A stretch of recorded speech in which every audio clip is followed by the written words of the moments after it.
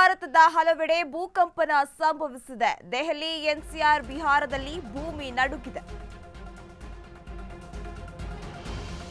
ಉತ್ತರ ಭಾರತದ ಹಲವೆಡೆ ಭೂಕಂಪನ ಆಗಿದೆ. ಬಾಂಗ್ಲಾ, ಭೂತಾನ್, ಟಿಬೆಟ್ ದೇಶದಲ್ಲೂ ಕೂಡ ಭೂಕಂಪನ ಆಗಿರುವಂತದ್ದು. ರಿಕ್ಟರ್ ಮಾಪಕದಲ್ಲಿ 7.1ರಷ್ಟು ತೀವ್ರತೆ ದಾಖಲಾಗಿದೆ. ಚೀನಾ ದೇಶದ ಹಲವೆಡೆಯೂ ಗಡಗಡ ನಡುಗಿದ ಭೂಮಿ. ರಿಕ್ಟರ್ ಮಾಪಕದಲ್ಲಿ 6.8ರಷ್ಟು ತೀವ್ರತೆ ದಾಖಲಾಗಿದೆ. ನೇಪಾಳದಲ್ಲೂ ಕೂಡ ಭೂಕಂಪನ ಆಗಿರುವಂತದ್ದು. ಹಲವೆಡೆ ಕಂಪಿಸಿದೆ ಭೂಮಿ ಎನ್ನುವ ಒಂದು ಮಾಹಿತಿ ಕೂಡ ಲಭ್ಯವಾಗ್ತಾ ಇದೆ.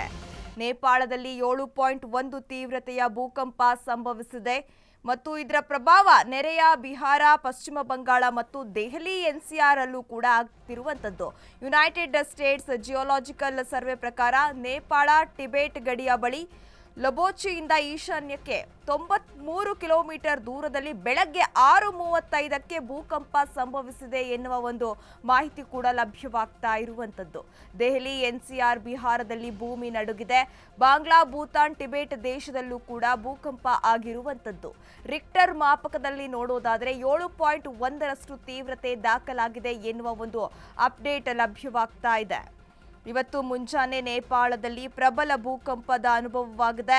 ರಿಕ್ಟರ್ ಮಾಪಕದಲ್ಲಿ 7.1ರಷ್ಟಿತ್ತು. ಭಾರತದ ಹಲವು ರಾಜ್ಯಗಳಲ್ಲೂ ಭೂಕಂಪ ಆಗಿರುವಂತಹ ಅನುಭವವಾಗಿದೆ. ಇದರಿಂದ ಬಿಹಾರ, ದೆಹಲಿ, ಎನ್ಸಿಆರ್ ಮೇಲೂ ಕೂಡ ಪರಿಣಾಮ ಬೀರಿದೆ ಅಂತ ಹೇಳಲಾಗ್ತಾ ಇದೆ. ಯುಎಸ್ಜಿಎಸ್ ಭೂಕಂಪ ಶಾಸ್ತ್ರದ ಪ್ರಕಾರ ಭೂಕಂಪದ ಕೇಂದ್ರವು ಲಬೋಚೆಯಿಂದ ಈಶಾನ್ಯಕ್ಕೆ 93 ಕಿಲೋಮೀಟರ್ ದೂರದಲ್ಲಿತ್ತು. ರಾಷ್ಟ್ರೀಯ ರಾಜಧಾನಿ ಪ್ರದೇಶದಲ್ಲೂ ಕೂಡ ಇವತ್ತು ಬೆಳಗ್ಗೆ 6:30ಕ್ಕೆ ಭೂಕಂಪ ಸಂಭವಿಸಿದೆ ಅಂತ ಹೇಳಲಾಗ್ತಾ ಇದೆ.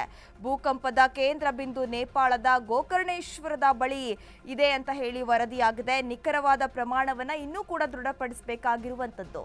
ಈಗ ನೇಪಾಳದ ಹಲವೆಡೆಯೂ ಕೂಡ ಭೂಮಿ ಕಂಪಿಸಿದೆ ಎನ್ನುವ ಒಂದು ಮಾಹಿತಿ ಲಭ್ಯವಾಗ್ತಾ ಇದೆ. ಉತ್ತರ ಭಾರತದ ಹಲವೆಡೆ ಭೂಕಂಪಿಸಿದೆ ಎನ್ನುವ ಒಂದು ಅಪ್ಡೇಟ್ ಲಭ್ಯವಾಗ್ತಾ ಇದೆ. ದೆಹಲಿ, ಎನ್ಸಿಆರ್, ಬಿಹಾರದಲ್ಲೂ ಕೂಡ ಭೂಮಿ ನಡುಗಿದೆ ಎನ್ನುವ ಅಪ್ಡೇಟ್ ಲಭ್ಯವಾಗ್ತಿದೆ.